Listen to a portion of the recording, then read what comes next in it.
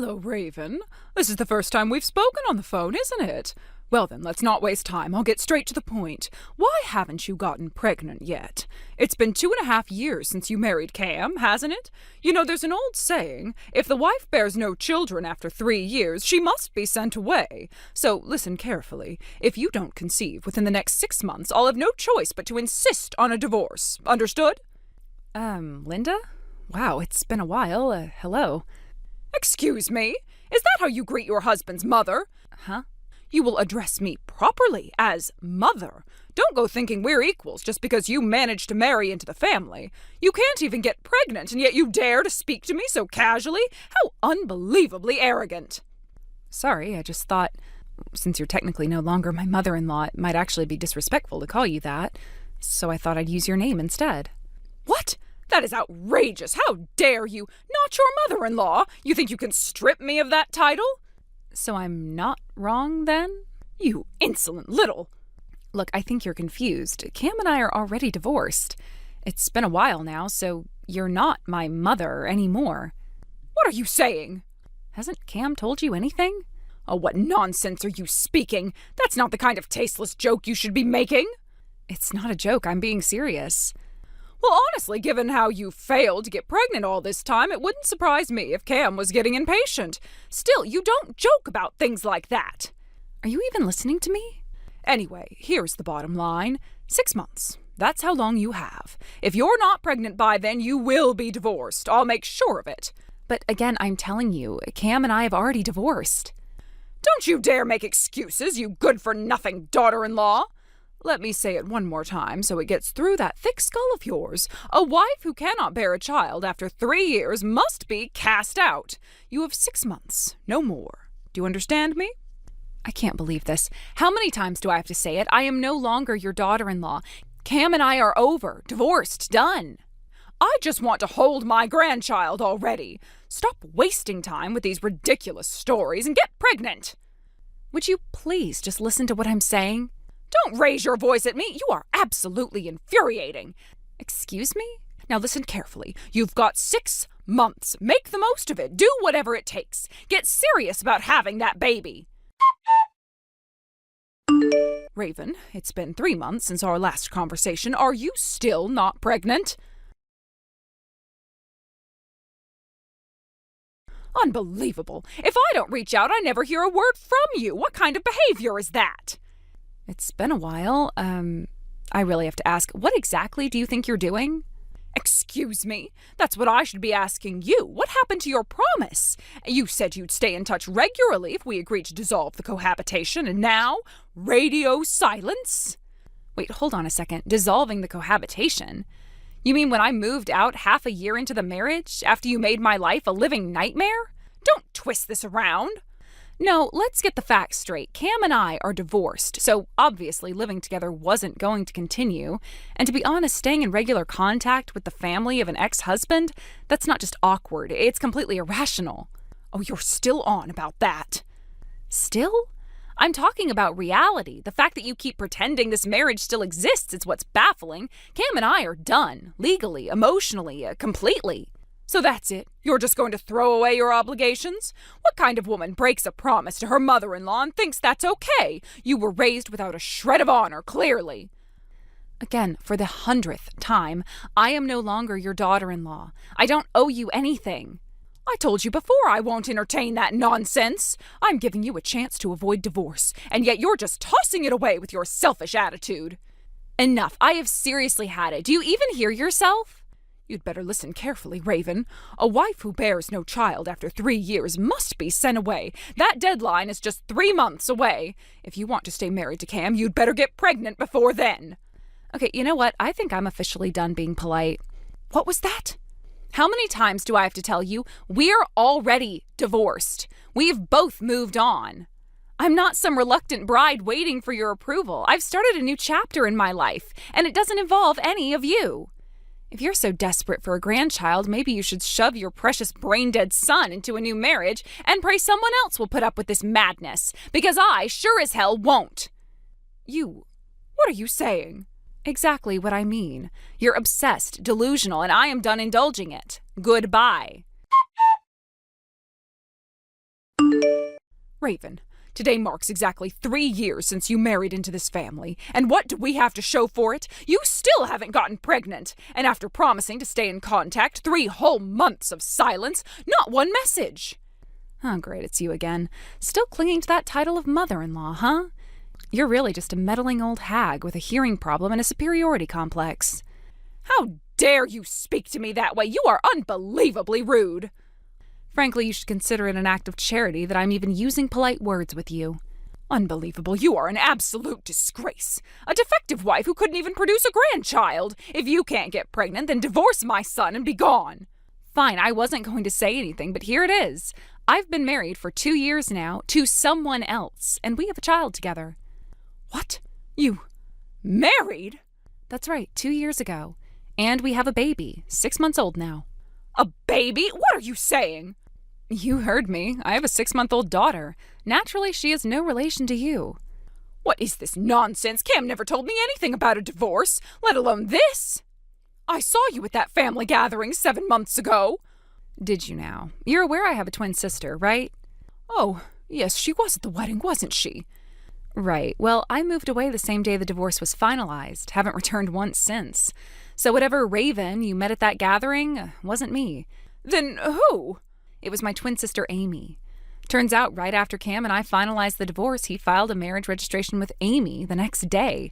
I only found out recently when I got suspicious from your endless delusional messages and decided to look into it. No, that can't be. Oh, that can't be true. Oh, but it is. You see, Cam and I kept the divorce relatively quiet. We told our families ourselves. It was amicable, or so I thought. Just incompatibility and lifestyle differences. But behind that facade, he was having an affair with my own sister. This is insane. Trust me, when I found out, I nearly fell out of my chair. I had no idea. None. Not until your obsessive messages prompted me to do some digging. Then that means the woman Cam is married to now is Amy, my sister, your supposed daughter-in-law. She's the one who's been impersonating me at family events. I don't understand. No one told me. Clearly, Cam probably didn't want you to know the truth. After all, remember how you reacted when Sally, your daughter, was cheated on? Cam lost his mind, threw things, broke half the furniture. You think he really wanted to see you react the same way to him? Oh my God. He used the fact that Amy and I are twins to pull off a switch, and Amy, she played along, pretending to be me when meeting your side of the family. I'm guessing my parents were in on it too, especially since they've always favored her. This is too much. Yeah, I know. Anyway, now that the lie is exposed, I suggest you take it up with the actual people involved. I have no part in this anymore. I see. Well, if that's the case, then I suppose you really aren't part of this family anymore. There's no reason for us to speak further. I'll be going now. Oh, no. You don't get to walk away like that. You forgot something. What? A thank you. You should be thanking me. For what? If you hadn't kept pestering me like a lunatic, I never would have uncovered what Cam and Amy were hiding. So, thank you. Because of you, I now have rock-solid evidence of their infidelity. Wait, what are you saying? I've already filed for compensation. I'm suing them both for emotional damages and breach of trust. No, wait, you're what? Oh, didn't you know? Cam's unemployed now. Apparently he made a massive blunder at work, got fired, blacklisted, so he's not exactly in a position to pay that settlement. Unemployed? And from what I've heard, he's hoping you'll help cover the damages. Isn't that sweet? Wait, Raven, please, you don't understand. We already burned through our savings when we covered another settlement years ago. Amy hasn't been sending money like she promised. She's gone radio silent. We have no way to pay this. That's not my problem. All I care about is receiving full compensation. I don't care where the money comes from. You can't be serious. I said we don't have it. As your former mother-in-law, I am ordering you to... There it is again. As your mother-in-law. Still clinging to that? You sound pitiful, honestly. It's just sad now. What's that supposed to mean? It means I'm done. I have nothing more to say to you. Raven, wait. Goodbye. And with that, I'll be blocking you for good. No, wait, please.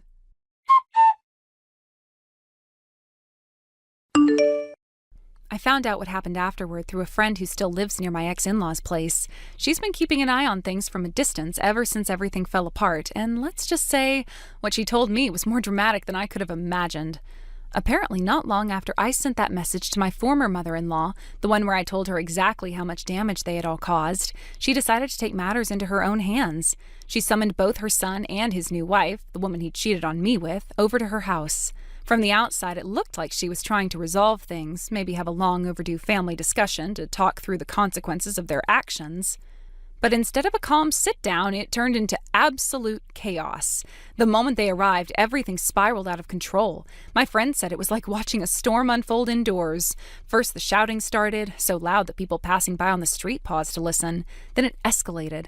The old dining table was flipped over with such force that the legs cracked, and chairs were hurled across the room like weapons.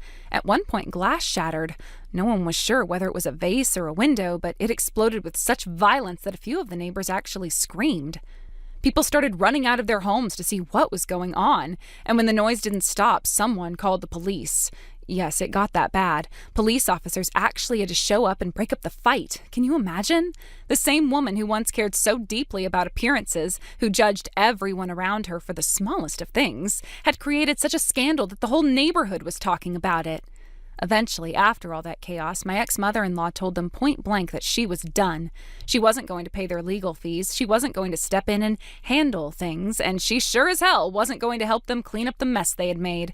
In her own words, she said they were on their own and that she was cutting ties. Just like that, she disowned them both and walked away. But it didn't stop there. See, the thing that really broke her wasn't just the betrayal, it was the public shame. My ex-husband wasn't her only child to go through this kind of scandal. His older sister had also ended her marriage due to an affair. And now, with her son doing the same thing, the entire neighborhood started whispering about how both of her children had brought disgrace to the family. It was all over the block, how the siblings had followed the same destructive path, ruining marriages, hurting innocent people, and dragging their family name through the mud. She couldn't take the humiliation, not after spending her entire life building up an image of the perfect family. So a few weeks later, she packed up and quietly moved away. She didn't say goodbye to anyone, she just disappeared, leaving behind a house full of memories and a reputation in ruins. My friend said she saw the moving truck early in the morning, like she was trying to escape before anyone could see her go. And then, of course, there was the fallout from my ex-husband and the woman he left me for. With no support from his mother and the mounting legal pressure from the compensation claim I filed, they both fell headfirst into financial disaster. My ex-husband still had outstanding debts from our divorce, and now he had to cover this on top of everything else. Loans started piling up, payments were missed, their once cozy little life started to crack at the seams. The new wife, who thought she'd won by taking my place, was now stuck in a nightmare of her own making. She was no longer the center of attention, no longer the one being praised. Instead, she was just another woman trapped in a relationship built on lies and debt. And I'll be honest, when I heard all this, I felt something inside me shift. It wasn't joy, it wasn't even satisfaction, it was clarity. For so long, I'd been walking around with this heavy fog in my chest, wondering if I was the fool, if I'd overreacted. I should have handled things differently, but when I heard how everything had fallen apart for them, how the truth had finally caught up, it was like that fog started to lift. I didn't want revenge. I never needed them to suffer the way I did, but knowing that consequences finally caught up with them, that they had to face the reality of what they'd done, gave me peace. Not the kind you scream about, the quiet kind, the kind that lets you breathe a little deeper at night. And maybe that sounds cold, maybe it does, but I think anyone who's ever been betrayed, who's ever had their world ripped apart by people they trusted, will understand. I also think it was important for my ex-husband to hit rock bottom. He needed to realize that you can't just walk through life taking what you want, hurting who you want, and expecting someone else to clean up your mess. And she, the woman who helped him destroy everything, I hope she finally understands that taking something that doesn't belong to you doesn't guarantee happiness. Sometimes it curses you instead. Thank you for watching and listening. We hope you enjoyed the video. Don't forget to like this video and subscribe. Also, feel free to leave a comment about what you thought of the story. We look forward to seeing you at the next story. Thank you for watching. Please subscribe and hit the like button. See you next time.